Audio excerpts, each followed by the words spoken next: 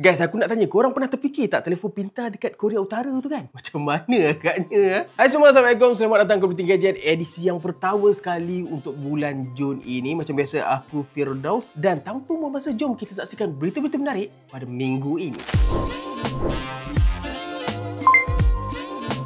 Telefon Korea Utara spy rakyat sendiri. Kalau korang nak tahu, di Korea Utara, telefon pintar ni bukan sekadar untuk call ataupun scroll TikTok sahaja. Tapi sebenarnya dijadikan sebagai alat kawalan penuh oleh pihak kerajaan. Menurut laporan eksklusif BBC, satu telefon pintar di Korea Utara yang berjaya disedut keluar menunjukkan ciri yang agak pelik dan ketat gila. Sebagai contohnya, perkataan macam Oppa secara automatiknya akan ditukar kepada Comrade. Dan South Korea pula akan ditukar menjadi Puppet Region.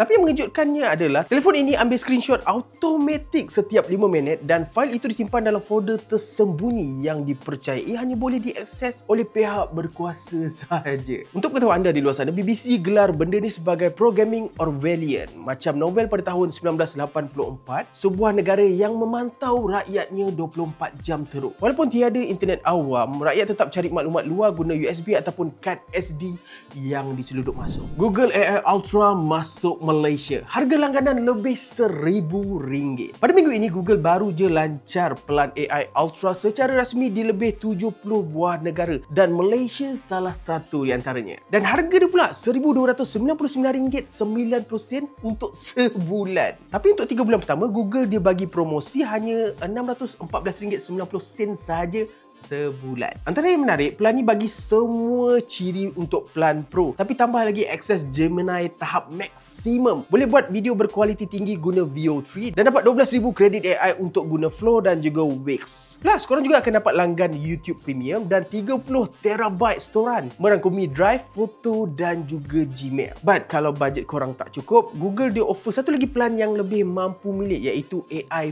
Pro. Berharga RM97.99 sebulan dan korang boleh try sebulan dengan percuma. Microsoft wajibkan USB-C standard baru pada semua laptop selepas ini. Microsoft baru je umumkan semua laptop Windows 11 versi 24H2 dan ke atas wajib guna USB-C yang seragam ikut standard minimum. So lepas ini tak ada lagi port yang keliru. Kabel masuk tapi skrin tak keluar. Lepas tu charge lambat gila weh. Kalau korang nak tahu, selama ni pengeluar bebas je nak bagi fungsi penuh ataupun tak dekat USB-C dalam laptop mereka. Sebab itulah ada port Type-C yang support display, ada yang tak support. Tapi lepas ni korang tak perlu risau sebab semua USB-C mesti ada 3 benda ni. Yang pertama sekali, support pengecasan pantas, sambungan monitor dan yang ketiga sekali adalah pemindahan data yang laju. Microsoft akan pastikan semua laptop baru ni lulus ujian WHCP dan hanya guna driver rasmi saja supaya semua update tu jalan terus dari window updates. So maksudnya lepas ni sambung kabel je, korang terus boleh dapat quick charge, lepas tu transfer rate yang lagi pantas. Aircon paling besar di dunia di Masjidil Haram. Untuk musim haji pada tahun ini, Arab Saudi dah aktifkan sistem penyejukan terbesar di dunia. And yes, semuanya untuk memastikan jemaah kekal selesa di Masjidil Haram. Untuk pengetahuan korang, total kapasiti sistem penyejukan ini adalah 155,000 tan penyejukan. Ui, besar weh. Selain itu, sistem ni datang dari 2 stesen utama. Yang pertama sekali adalah stesen Al-Shamia, 120,000 tan. Yang kedua pula adalah stesen Ajiyad, iaitu 35,000 tan kapasiti. Dengan sistem penyejukan berteknologi tinggi ini, ia boleh cover satu kompleks penuh, termasuklah kawasan perluasan. Dan aircon ini mengawal suhu di dalam masjid antara 22 ke 24 degree Celsius. Siap ada teknologi penapis udara yang boleh buang 95% bahan percemar. Dan ini mengejutkan sekali, maintenance dia pun bukan main-main. Untuk pengetahuan korang, sistem penyejukan yang terbesar di dunia ini kena servis secara berterusan. Google Play gift card akan diberhentikan. Pada minggu ini, Google juga umumkan bahawa kad hadiah Google Play takkan dijual lagi di Malaysia mulai 15 Jun 2025. Tapi korang jangan panik sebab kad yang dah dibeli masih lagi boleh ditebus dan digunakan hingga 31 Januari 2026. Lepas tarikh itu, baki yang tidak digunakan akan terus luput dan tidak boleh lagi digunakan atau dipulangkan semula. So, kalau korang masih ada lagi baki Google Play, better habiskan cepat. Kalau baki korang tak cukup untuk beli game ke apps suka, korang boleh campur dengan kad debit,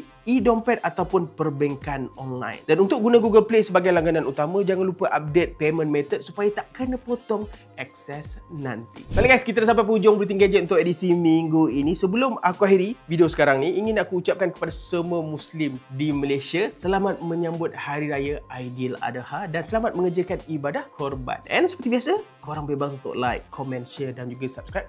Tiada sebarang perasaan daripada kami di Wiser. Namun, pastikan aku Firdaus jumpa lagi korang dalam video Wiser yang seterusnya. Baiklah guys, itu saja daripada aku. Assalamualaikum. Bye.